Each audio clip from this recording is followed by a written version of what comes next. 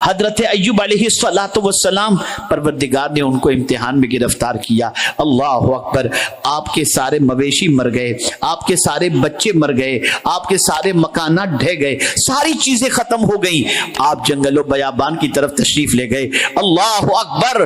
جب وہاں پہنچے اور اس کے بعد آپ کو ایک تکلیف, ایک عارضہ لاحق ہوا, مرض میں گرفتار ہوئے. بیوی مرض کے اندر گرفتار دیکھ کر اپنے شوہر سے حضرت ایوب علیہ السلام سے عرض کرتی ہے, میرے سرتاج, میں آپ کی مصیبت کو نہیں دیکھ سکتی, تکلیف کو نہیں دیکھ سکتی, اللہ کی بارگاہ میں دعا کریں.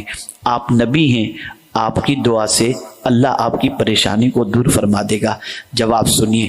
سارے بیٹے شہید ہو گئے, سارے بیٹوں کا انتقال ہو گیا, سارا مال ختم ہو گیا, سارے گھر ختم ہو گئے. لیکن جب بیوی نے کہا آپ اللہ سے دعا کریں کہ اللہ آپ کی اس تکلیف کو دور فرما دے, تو اپنی بیوی سے فرماتے ہیں, اے میری شریک حیات, مجھے یہ بتا یہ تکلیف کتنے سالوں سے ہے؟ کہا بس 2-5 سال ہوئے ہیں. کہا اس سے پہلے کی زندگی؟ کہا بڑے آرام سے ہم نے گزاری. تو ارشاد فرماتے ہیں, اے میری شریک حیات, چند سالوں کی تکلیف کی شکایت اللہ سے کرتے ہوئے مجھے شرم آ رہی ہے, میں اپنے رب سے کیسے اس کی شکایت کروں. بیوی تھی, وفادار تھی. اللہ اکبر. آج کی بیویوں جیسی تو نہیں تھی نا. شوہر کو تکلیف آئی اور غریب ہوا, میں تو چلی میکے, مجھے طلاق دے دو تاکہ میں دوسری شادی کر لوں, والعیاذ باللہ. اور اسی کے ساتھ ساتھ ہماری بہت ساری بچیاں عمر کی اس دہلیز پر پہنچ جاتی ہیں جہاں نکاح کا وقت ہو جاتا ہے اور کوئی مسلمان نہیں ملتا, تو پتہ نہیں کس کس سے آنکھ لڑا بیٹھتی ہیں اور اپنا ایمان بھی گنوا بیٹھتی ہیں اور اپنی آخرت بھی تباہ کر بیٹھتی ہیں اور اپنی دنیا بھی تباہ کر بیٹھتی ہیں.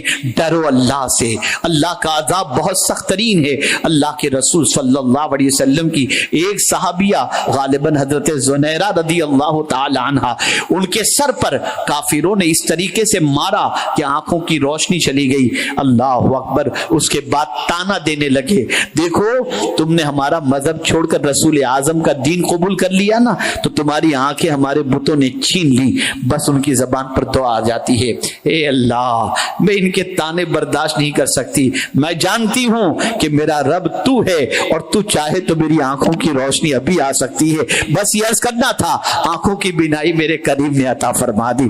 آپ اندازہ لگائیں, ہزارہ تکالیف کے باوجود دامن اسلام انہوں نے نہیں چھوڑا. آج ہماری بچیاں محبت کے نام پر, محبت کے نام پر, جذبات کے نام پر کہیں بھی چلی جاتی ہیں. یہ چند دنوں کی زندگی اگر تم نے اس طریقے سے شوق موج کے اندر گزار بھی لی تو جہنم کا ایندھن, جہنم کی تکلیفیں, جہنم کی پریشانیاں, جہنم کا عذاب برداشت کرنے کی طاقت تمہارے اندر نہیں ہوگی. اللہ ہماری بچیوں کو صحیح شعور عطا فرمائے. عرض یہ کر رہا تھا کہ آج کی بیویاں شوہر پر تکلیف آئی تو گھر چھوڑ کے بھاگ گئیں, میکے میں جا کر بیٹھ گئیں. جب تیری زندگی اچھی ہو جائے, مال جمع ہو جائے, تب تو ہمیں آواز دینا, تب ہم دیکھیں گے, ورنہ تیرے جیسے کنگال کے ساتھ ہم زندگی نہیں گزار سکتے. یہ کیوں؟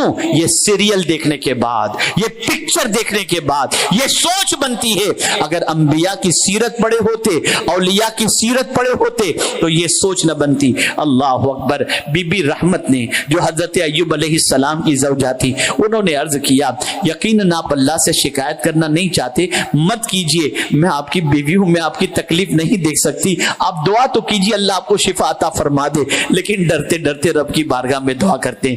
دیکھیں مصیبت میں کس طرح سے اللہ سے کلام کرنا چاہیے, ڈھنگ سکھا رہے ہیں. عرض کرتے ہیں, رب انی مسنی الضر وانت ارحم الراحمین, میرے رب مجھے تکلیف پہنچی اور تو رحمان و رحیم ہے. یہ نہیں کہا میں نبی ہوں اور مجھے تکلیف, میں پریشان ہو گیا ہوں, بیماری برداشت نہیں ہوتی, نہیں, مولا مجھے تکلیف پہنچی اور تو رحمان و رحیم ہے, اتنا کہنا تھا. رب نے فرمایا, ارکض برجلک ھذا مغتسل بارد وشراب, اپنے پیر کو زمین پر مارو اور جو ٹھنڈا پانی نکلے اسے پیو اور اس سے غسل کر لو. اللہ اکبر. جیسے ہی ٹھوکر ماری, پانی کا چشمہ نکلا, پانی پیے اور پانی کو جسم پر ڈالا, اللہ نے شفا عطا فرما دی. بتا دیا گیا قرآن میں, اللہ سے بات کرنی ہو تو کیسے